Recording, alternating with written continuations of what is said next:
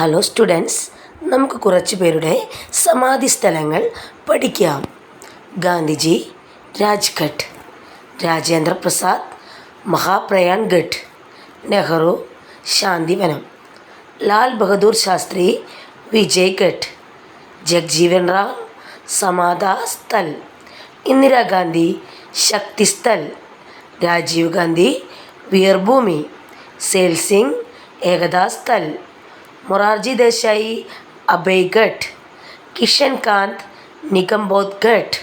B R Ambedkar, Chaitra Bhumi. Charan Singh, Kisan Ghat. Narasimha Rao, Buddha Purnima park.